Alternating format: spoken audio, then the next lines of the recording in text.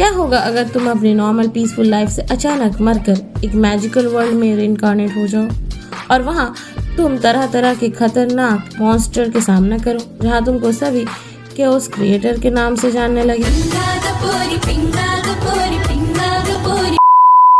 Yes, I'm talking about none other than one of the best isekai anime that time I got reincarnated as a slime के बारे में। Konnichiwa दोस्तों, आज हम टेंसुरा के पूरा सीजन को फास्ट एक्सप्लेन करने वाला हूँ और अपनी कुर्सी की पेटी बांध लो और शुरू करते हैं।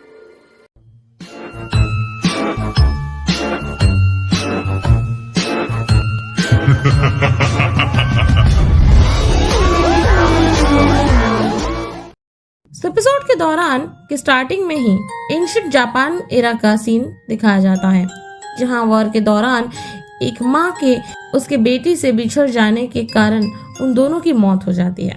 फिर शिफ्ट होता है जहां हमारा मेन कैरेक्टर सातोरू मिकामी, जो कि एक कंस्ट्रक्शन साइट में जॉब करता था और अपनी लाइफ में बहुत खुश था, तभी उसका जूनियर तामुरा अपनी गर्लफ्रेंड के साथ उससे मिलने आता है, जिसके बाद वो तीनों मिलकर रेस्टोरेंट में खाना खाते वक्त बात करने का फैसला करते हैं।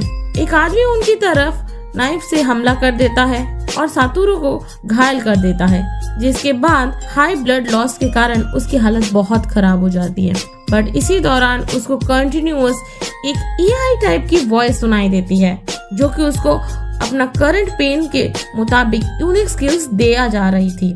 फिर आखिरी बार सातोरू अपने जूनियर को अलविदा कहकर अपनी सांसें छोड़ देता है, बट अपनी आखिरी सांस तक वो सिर्फ एक ही बात किए जा रहा था कि मेरे लैपटॉप को किसी भी तरह किसी भी हाल पर डिस्ट्रॉय कर देना। भाई ऐसा क्या था उसके लैपटॉप में? फिर हमें दूसरी दुनिया का सीन दिखाया जाता है, जहाँ सातोरू अब एक स्लाइम के रूप में रीइंकार्नेट हो चुका था, जिसके बाद वो कुछ समय तक अपनी नई बॉडी के बारे में जान लेता है, जैसे कि उसको स्लाइम के इस रूप में खाने और सोने की जरूरत नहीं पड़ती, वगैरह वगैरह। फिर वो अपनी यूनिक स्किल ग्रेट से मिलता है, जो कि उसको बाकी सारे स्किल्स के बारे में इन्फो देता है। फिर उससे बात करने के बाद स्लाइम अपनी केव में मौजूद सारे प्लांट्स और मैजिकल स्टोन्स को कंज्यूम करने लगता है, क्योंकि वो सभी बड़े रेयर आइटम्स थे। जिसके बाद वो गिरते पड़ते एक बड़े से क्रिएचर के पास पहुंच जाता है, जो कि उसको देखने की स्किल सिखाने लगता है।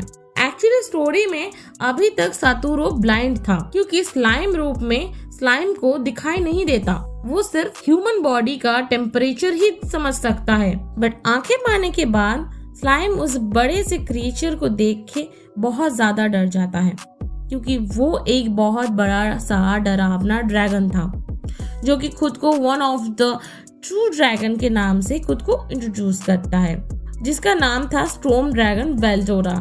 फिर स्लाइम भी खुद को इंट्रोड्यूस करते हुए अपनी अभी तक की जर्नी बताने लगता है, जिसमें वो ह्यूमन वर्ल्ड में मरकर इस मैजिकल वर्ल्ड में स्लाइम के रूप में रीइंकार्नेट हो गया था। जो सुनने के बाद वेल्डोरा उसको अदर वर्ल्डर्स के बारे में बताता है और अपनी बैक स्टोरी बोलने लगता है, जिसमें 300 साल पहले उसके एक ट्रू चोजन हीरो से हारने पर उसको यहाँ केव में सील कर दिया गया था।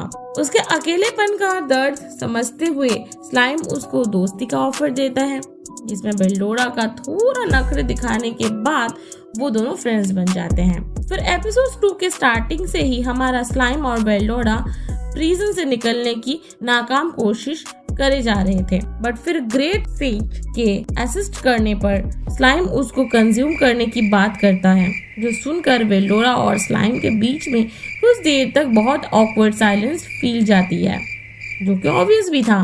बट फिर वेल्डोरा सडनली बहुत एक्साइटमेंट के साथ हाँ कर देता है, बट कंसेप्शन से पहले वो स्लाइम को रिमूरू टेम्पेस्ट का नाम देता है, जिससे स्लाइम की एट्रीब्यूट्स और स्किल बूस्ट हो जाती है और उसके बाद रिमूरू वेल्डोरा को सक्सेसफुली कंज्यूम कर लेता है। फिर हमें ब्लू मून स्टेट का सीन दिखाया जाता है, जहां गिल्ड मास्टर कुछ एडवेंचरर्स को वेल्डोरा के केव में तहकीकात के लिए भेजता है। फिर वापस से हम रिमूरू को देखते हैं, जो हर दूसरे क्रिएचर को मार के उनके स्किल्स को अपने नाम कर रहा था, और इसी तरह वो बैट की सोनिक स्वेप स्किल की मदद से बात करना सीख गया, जिसके बाद वो केव के एंट्रेंस की तरफ पहुंचता है, पर उसी वक्त कुछ एडवेंचरस केव की जांच के लिए आते हैं और उसी मौके का फायदा उठाते हुए रिमुरु केव से भाग जाता है। जंगल के रास्ते से गुजरते वक्त उसको कुछ कमजोर डरे हुए गॉब्लिन्स दिखते हैं जो कि उसको अपने विलेज में ले आते हैं और डायर वुल्फ के खिलाफ लड़ने में मदद मांगते हैं, जिस पे रिमुरु का हाँ बोलने से सारे गॉब्लिन्स उसको अपना लीडर बना लेते हैं। अभी एपिसोड 3 के स्टार्टिंग में रिमुरु सारे जख्मी गॉब्लिन्स के पास जाकर उनको हील करने लगता है, जिसके बाद वो सभी मिलकर विलेज से बाहर फेंस लगाने का काम शुरू कर देते हैं। फिर सीन शिफ्ट होता है जहां रात में सारे डायरवुल्व्स विलेज में अटैक कर देते हैं, बट लगातार रिमुरु के बनाए ट्रैप्स में फंसने के कारण उनकी मौत होने लगती है, जिसके बाद वुल्व्स का मुखिया डायरेक्ट रिमुरु पर हमला कर देता है। बट रिमुरु तो अपना सलमॉन भाई है, वो सलमॉन भाई बनकर उनको उड़ा देता है, जिससे बाकी सारे वुल्फ उसको अपना नया मुखिया स्वीकार कर लेते हैं। अगले दिन सुबह रिमुरु सारे वुल्फ्स और गॉब्लिन्स को एक साथ मिलके रहने की सलाह देता है और सभी को नाम भी देने लगता है, बट मॉलिक्यूल्स की कमी होने से वो स्लीप मोड में चला जाता है। 3 दिन बाद नींद से उठने पर रिमुरु रुईजोड और रंगा को देख के हैरान हो जाता है, जिस पर ग्रेट से के बोलने पर हमें पता चलता है इस दुनिया में नाम रखने से वो जीव इवॉल्व हो जाता है और इसी तरह सारे गॉब्लिन्स और डायरवुल्व्स अगले स्टेज में इवॉल्व हो गए। फिर रिमुरु गॉब्लिन्स को रूल्स एंड रेगुलेशंस के बारे में बताने लगता है, जिसके बाद वो सभी मिलकर खाने, कपड़े और मकान का बंदोबस्त करने लगते हैं। खाने तक तो ठीक था, पर बाकी दोनों चीजों में वो थोड़े कच्चे थे, जिस वजह से रिमुरु मदद मांगने ड्वार्फ के शहर डोरगॉन की तरफ बढ़ने लगते हैं।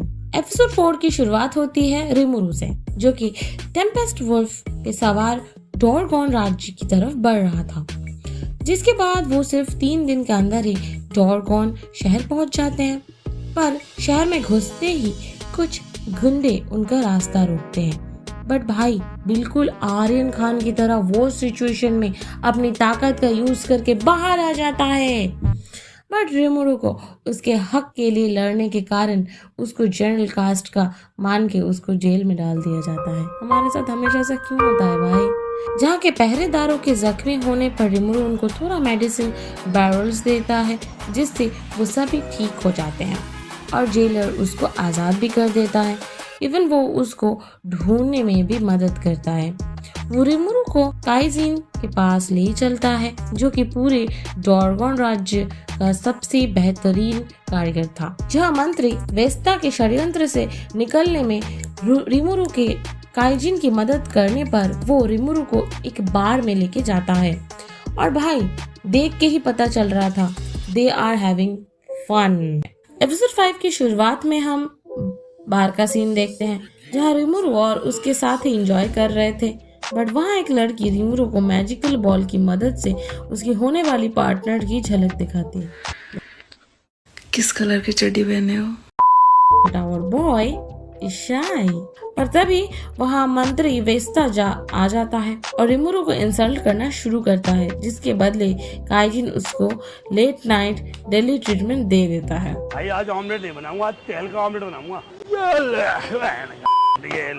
बट मंत्री पे हाथ उठाने के आरोप पे उन सबको राजा के सामने पेश किया जाता है और उन सभी को देश निकाला की सजा मिलती है, जिससे रिमुरु अपने मिशन में कामयाब होते हुए भी ड्वार्फ भाइयों को अपने विलेज में लाने में सफल होता है। एपिसोड 6 के स्टार्टिंग में ही रिमुरु ड्वार्फ ब्रदर्स को विलेज में ले आता है, जो कि वहाँ सभी से बहुत घुल मिल गया था।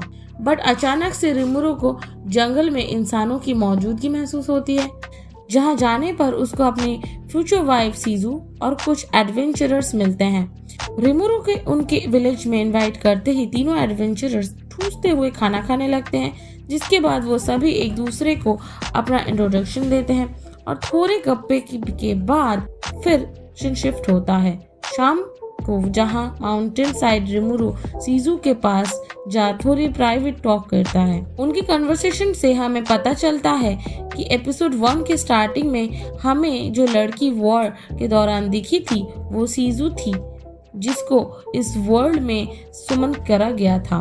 एपिसोड के आखिरी में हम लियोन का सीन देखते हैं जहां उसने सीजू को ह्यूमन वर्ल्ड से इस दुनिया में समन करा, बट फेल टू समनिंग के कारण लियोन फ्लेम स्पिरिट को इफ्रीतों को सीजू के बॉडी को सौंप देता है। एपिसोड 7 के स्टार्टिंग में हम पिछले एपिसोड के आखिरी सीन देखते हैं जहां फायर स्पिरिट इफ्रीतों ने अब पूरी तरह से सीजू की बॉडी पर कब्जा कर लिया था, पर उसी वक्त एक फ्लाइंग बीस्ट वहां लियोन को हराकर अगला डेमन लॉर्ड बनने आया था। बट लियोन के एक इशारे से शीजू उसका फ्राइड चिकन बना देती है। बट तभी उसकी नींद खुलती है जहां वो अपने पास एरिन को सोए हुए देखती है, बट दोबारा से उस पर फायर स्पिरिट इफ्रीतो टेक ओवर करने वाला था, बट वो उसको फिर से रोक देती है।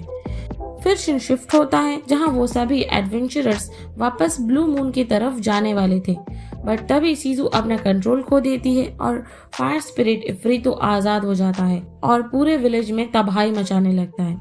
बट हमारे हीरो डटकर उसका सामना करते हैं। भाई आज ऑमलेट नहीं बनाऊंगा, आज तेल का ऑमलेट बनाऊंगा।